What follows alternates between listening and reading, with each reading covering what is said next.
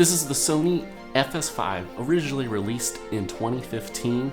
It was a younger brother of the popular Sony FS7. The FS7 was a popular camera for things like reality TV, and the FS5 offered the same kind of image quality for more smaller productions like corporate video and weddings. I decided to switch to that camera in 2018 actually, from my Canon C100. This is the Sony A6300, which originally came out in 2016, and this camera offered 4K video in a small APS-C camera body. It was kind of the younger brother of the popular A7S II, which also shot in 4K. In 2019, Sony eventually upgraded the lineup with the A6600. And the A6600 offered a lot of cool new features like a touchscreen to tap to focus, IBIS, and the new Z battery from the Alpha series.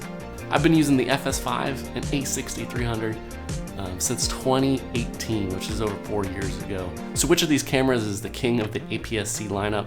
Let's find out. So let's start with image quality. Each of these cameras has pretty much the same frame rates, other than the fact that the FS5 can't do 120 frames per second continuously. On the FS5, 120 frames per second has to be done in the slow and quick mode. And there's also a frame buffer, and so you can't shoot for longer than, I don't know the exact number, but it's like 12 seconds, so 120 frames per second. So if you plan on doing a lot of 120 frames per second video, the A6600 or the A6300 might be a good bet. One important thing to note though about the FS5 is it's the only camera in HD only, can do 10-bit color, which really sets it apart from the A6600 and A6300. The reason why this 10-bit color is so important is because it allows you to use those tougher codecs like S-Log, which lets you get more dynamic range out of the camera. Whereas both the A6600 and the A6300 both have 8-bit 1080p. What that means is if you use these tougher codecs like S-Log, the image is gonna kind of fall apart when you're color grading. All of these cameras have slightly different color. The A6600 has kind of like their updated skin tones and all of that stuff from the A6300. It's better than the A6300 in my opinion. Although the FS5 has some sort of subtle, less digitally look, I think it's just that the mirrorless bodies have a little bit more in-camera sharpening.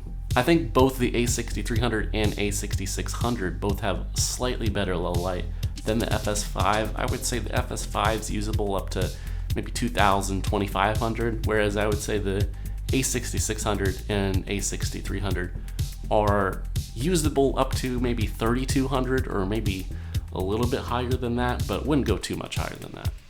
The only real difference between the A6600 and A6300 when it comes to image quality is that the A6600 includes that HLG picture profile, which the HLG picture profile is actually super helpful with these 8-bit cameras. The benefit of HLG is you'll get a little bit better dynamic range than you would in Cine 4, which is the picture profile that I would recommend for the A6300.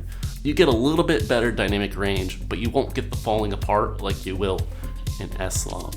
One problem with HLG though is a lot of editors don't understand the workflow for it yet, because a lot of computers just show it up as like overexposed when you first bring it into an editing software, and you need to convert it into Rec 709 first.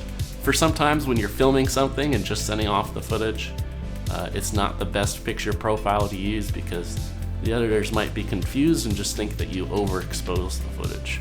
One thing about using cameras for professional use is that there's a lot more than just the image quality that goes into using a camera. When I first started doing professional video, I actually used the Blackmagic Pocket cinema camera, Gen 1, like the first one. It had great raw footage and ProRes recordings. Unfortunately with the Blackmagic Pocket is that the battery life was terrible, and so it made the camera pretty hard to use, and I had to switch to a different camera. So these other professional features that you add on top are also important when considering which camera to use. So kind of when we talk about professional features, the A6300 probably ends up at the bottom. One of the main reasons is that the 4K can overheat, and I've found that it overheats somewhere around 20 minutes of 4K 24 recording. And that's regardless of what temperature it is outside. I imagine that if you're shooting outdoors in like 100-degree weather, it will probably overheat quicker than that. So the A6300 is only super reliable in HD recording. Let me say one more thing about image quality. The FS5 is definitely the preferred choice if you're going to be shooting in HD. It has much clearer picture in HD. I think there's just so much more detail there. And I think that's partially because of that 10-bit codec. It's especially noticeable in 60 frames per second in HD, but when you switch to 4K, the A6600 kind of catches up, and they're both fairly similar in image quality when it comes to 4K. One of the main differences between these three cameras is the battery life. Now the A6300 has gotten me anywhere between 20 to 90 minutes of battery life, which isn't terrible, but it means that you're going to be swapping out batteries from a long day several times. So you're going to want to keep a lot of batteries for that system. Luckily, those batteries are cheap, but just something to keep in mind.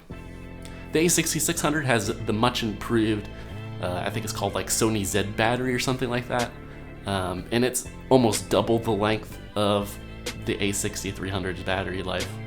And then the FS5 comes in top with probably averaging probably around 3 hours of battery life per battery. Something else that sets the FS5 apart from the other cameras is the XLR inputs and ND filters internally. These are kind of professional features that come on a lot of professional camera bodies.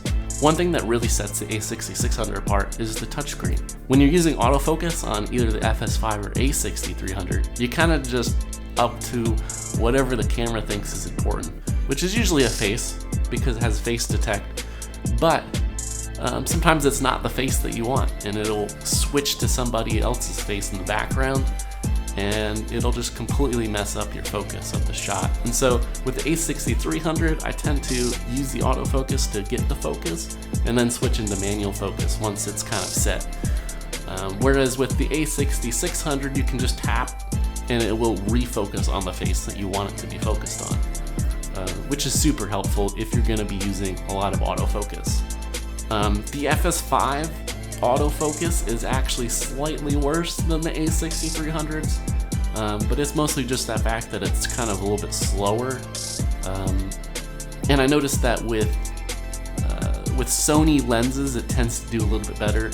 Like I have the 18-105, and it tends to do a lot better with the 18-105 versus some of my Sigma lenses.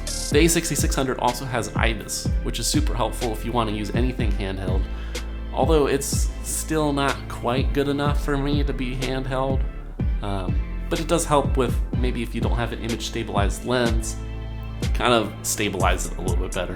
Another thing that the A6600 has is a flip up screen, and that means that you can record yourself and it will you can be able to do vlogs and set up filming by yourself. You can also do this with the FS5 by just switching around the monitor, but its autofocus makes it a little bit more difficult to film yourself. One really cool feature with the FS5 that the other two cameras don't have is the zoom rocker, and that means that you can set the clear image zoom up to the zoom rocker, and you can do even like small little zooms that are smooth with even prime lenses, which is pretty cool. It does crop in on the sensor, which will mean that you'll get lower, you will get less low light quality. But if there's plenty of light outside, it's actually a really cool feature to have. I use it all the time with 18-105. You can get up to 200 millimeters equivalent zoom range out of it, which is really cool. Now let's talk about price. Obviously the A6300 is probably the cheapest of all three of these.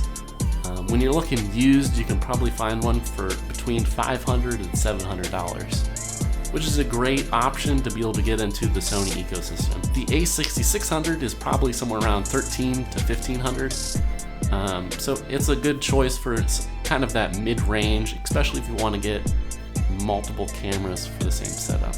The FS5 is about $1,500 to $2,000. So it's a little bit more expensive, but you get some of those more professional features. And if you're planning to do something like a live stream, it also has an SDI input and full HDMI. So you can plug into a lot more systems. So these are all great options if you're looking to get into videography.